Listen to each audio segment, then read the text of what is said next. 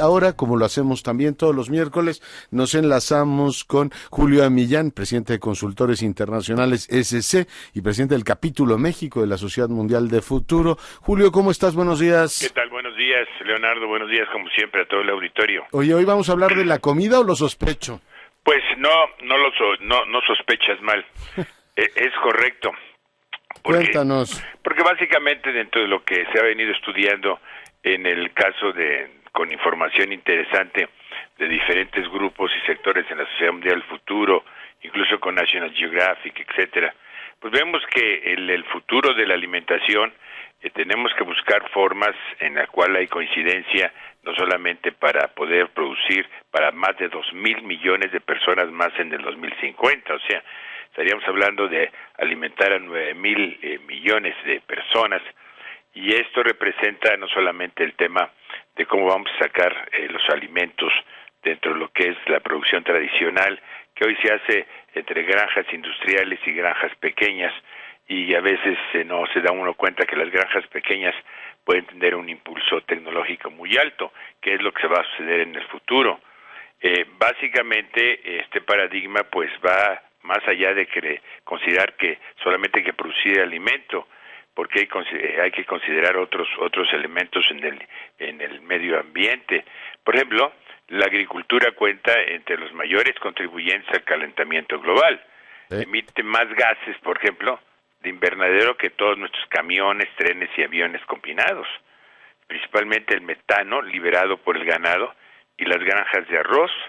Y pues asimismo la agricultura es el consumidor de nuestras reservas hídricas y es un importante contaminador de las mismas, porque ahí muchas veces se desechan todos los fertilizantes y los propios, insecticidas, y no debe olvidarse que también es una de las principales causas de extinción de los bosques, desde el punto de vista que se despejan bosques para poder, cultivar. Claro. Esto sin tomar en cuenta toda la parte, del mar, y ante esta situación, pues, ¿cómo podríamos, mitigar esta situación en términos de buscar equilibrios? Y el punto está, en primer lugar, pues, en detener, fíjate, el aumento de tierra dedicada a la agricultura, o sea, detener lo que es frontera de agricultura, para que usemos mejor lo que hoy tenemos, dándole una tecnificación más alta y sistemas de alta forma de riego, por ejemplo, por goteo, que se da se usa mejor el agua y se da también fertilizantes. Por ejemplo, para tener una idea, actualmente a lo largo de la historia ya se han talado, es un concepto importante, se han talado en área del tamaño de Sudamérica, por ejemplo, para tener una idea, solamente para cultivo. O sea, si pensamos todo Sudamérica en términos de bosques ya se taló. Y otra del tamaño de África para tener ganado. O sea, ocasionando la pérdida de ecosistemas enteros con praderas del norte y la selva atlántica en Brasil. O sea, significa que las cantidades que hemos quitado de árboles ha sido enorme, pues precisamente para producir alimentos. Entonces, lo que tenemos que hacer el segundo paso es concentrar nuestros esfuerzos en que en las tierras disponibles poder mejorar la productividad, obviamente, hacer que realmente se construya un sistema de que las tierras actuales produzcan mejores alimentos y en condiciones y prácticas mucho más orgánicas en que actualmente se había estado haciendo. Sí. Y el tercer punto es esta parte es lograr que la agricultura comercial pues ha logrado importantes avances innovadores, ¿no? Aplicando, por ejemplo, lo que yo decía, fertilizantes y pesticidas mediante, no solamente riego por goteo, sino tractores computarizados, equipados con sensores y GPS, y además muchos productores realmente aplican mezclas muy personalizadas, ya muy avanzadas de fertilizantes, semillas mejoradas, y todo esto construye la posibilidad de generar mayor y mayor capacidad de producción de productos. Estoy hablando ahorita de los productos de tierra, sí, porque no estoy tocando ahorita todo lo de pesca, que es todo tema. Y la realidad es que el incremento del desarrollo económico en el cambio en muchos países, como en el caso de China, que el nivel de vida ha mejorado, es un ejemplo, como el caso de India y otros casos de los países, realmente todos los países tienen un incremento en la clase media y en mejoría de del nivel de alimentos, pues esto hace de que la demanda se incremente en muchos casos exponencialmente, ¿no?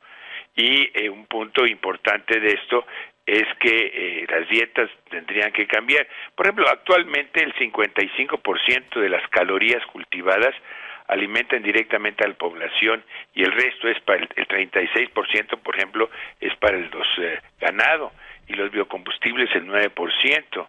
Por ejemplo, de cada 100 calorías del grano con el que alimentamos a los animales, solo obtenemos 22 calorías a través de los huevos, por ejemplo, 12% del pollo, el 10% del cerdo y 3%, digamos, de la res. Esto es que realmente, pues, estamos perdiendo, o sea, estamos distribuyendo el sistema, digamos, calorífico de alimentos en diferentes formas. Pero algo que me preocupa muchísimo es el reducir el desperdicio que se genera. Es un tema central en el sistema alimentario del mundo. Un 25% de las calorías del mundo y hasta un 50% del peso total de los alimentos se pierde o se desperdicia antes de su consumo. O sea, tanto por transporte, por desperdicio, por mecanismos mal de almacenamiento, etcétera. Y especialmente en los países desarrollados este desperdicio es en hogares, restaurantes, supermercados. Y esto es una cosa que tiene que cambiar en el futuro si queremos realmente tener capacidad de que no se dañe más lo que es las áreas de cultivo, que se mejore la productividad, pero se disminuye el desperdicio. Leonardo, es básico el pensar que el desperdicio en el futuro, si no se reduce por lo menos en un 50% de lo que hoy desperdiciamos, entonces sí tendríamos problemas alimenticios serios. Y esto, pues, toda esta combinación permitiría realmente casi, en el caso de mejorar la productividad, mejorar las capacidades de oferta y eliminar el desperdicio, casi duplicar la cantidad de alimentos disponibles. Entonces sí tendríamos capacidad para sostener el incremento de la demanda de la actual población y el incremento de la nueva población que tendremos en el 2050, que llegaremos a 9,000 millones. O sea, es un tema sustantivo en el desarrollo del mundo. Ya. Pues mi querido Julio, muchas gracias por tu comentario, un gran abrazo. Muchas gracias, Leonardo. Julio Millán para Fortuna Nuestra todos los miércoles en Enfoque.